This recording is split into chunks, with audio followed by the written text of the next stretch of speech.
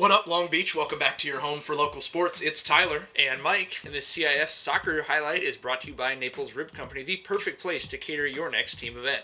Beach on beach crime, Long Beach Poly in HB taking on the Oilers, who have just one loss on the year. That came in PKs. This is a rematch of a game earlier in the year, a 0-0 draw, so goalkeeper's important.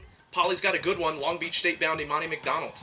But unfortunately, schoolboy Tavia Leachman in the bucket hat instead of the cleats, their top goal scorer, not going to be able to go today because of an injury. Second minute, Kaylana Caesar makes room, crosses to Leslie Walker, who's unable to finish. Let's go to the replay here. Ooh, to the ribs, Tyler. It's going to be a wide open goal, can't get the great touch. Instead, it hits her right in those ribs. Obviously, she is in pain.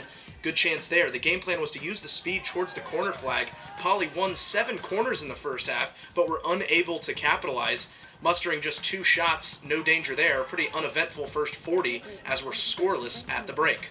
Jackrabbits showing off their physicality as our trio Williams. Get off me! Oilers going down all over the place on this play. I mean, Poly proving that soccer is a contact sport in this game for sure. Yeah, your sister's down again, as we've got a couple Oilers down on the derrick right now. But Poly definitely imposing their will. Both teams got some decent chances. Dangerous cross for Huntington Beach here, but McDonald's all over it. And then Poly on a long throw. Sydney Rocket, the specialist. It kind of just sits in the box here, but Poly unable to get it by Rachel Harris. That is not her last save from that spot in the end zone. Still scoreless, end of regulation, just like their last meeting. Now the sun starts to get lower, starts to take effect. Yep, the prodigal son returneth. Here's the best chance of the first overtime period. Rocket to Caesar's header, but saved comfortably by Harris, who was quick to the post. Oilers' best chance in the second OT on the outside for Sawyer Kolsch. She crosses it for Kate Hart, but she can't get a touch on the back post. That was very close. So now it's the end of the OTs, still scoreless. That means we go to PKs, and it's anybody's game at this point.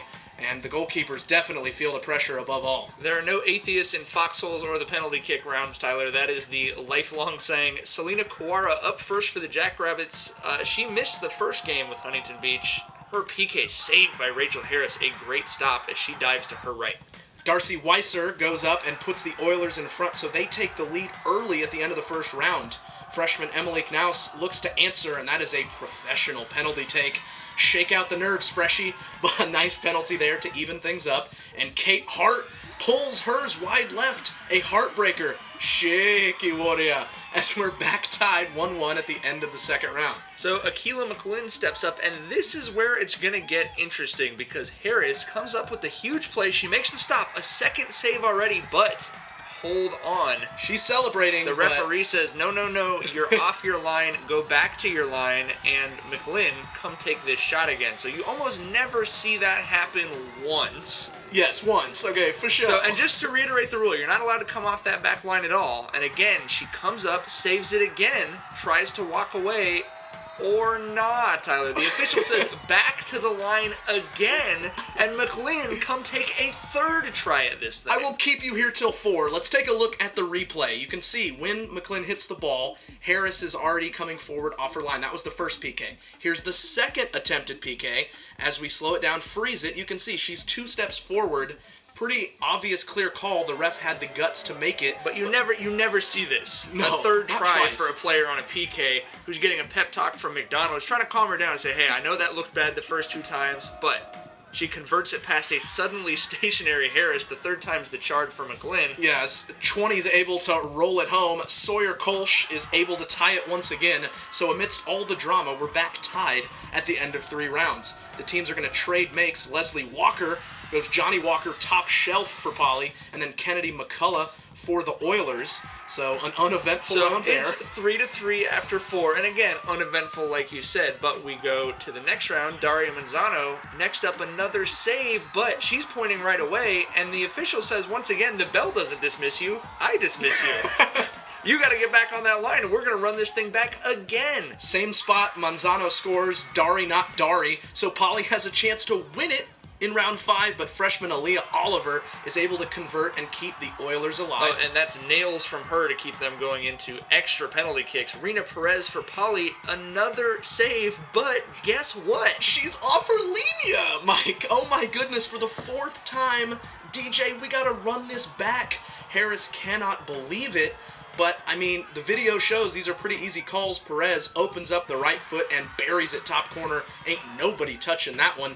Dakota McCullough converts to keep it going. Had to have that one. So we're 5-5, end of round 6. Up comes Emily Grimaldi.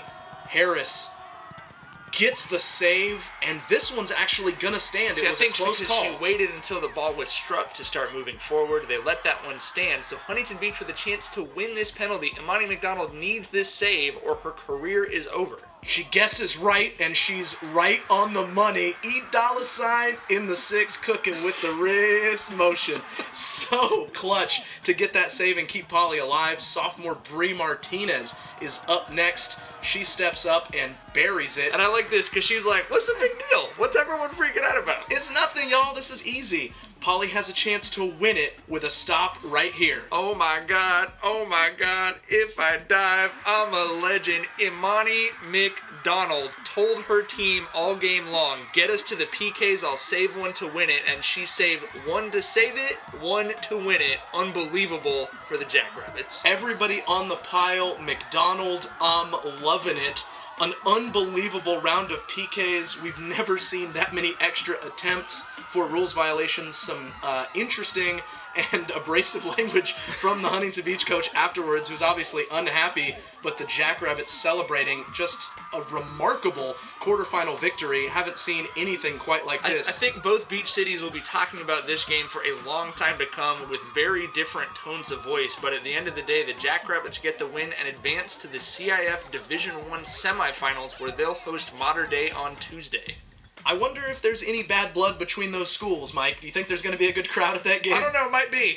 Maybe. We want to go ahead and thank Papa Lucci's for helping us bring you these videos and everything else we do at the Gazettes and the Press Telegram. This is not a game that we will soon forget. We'll see what the Jackrabbits can do moving forward. The Moore League has half of the semifinal teams in Division I. You want the rest of girls soccer coverage? Keep it locked right here. We are Long Beach Sports.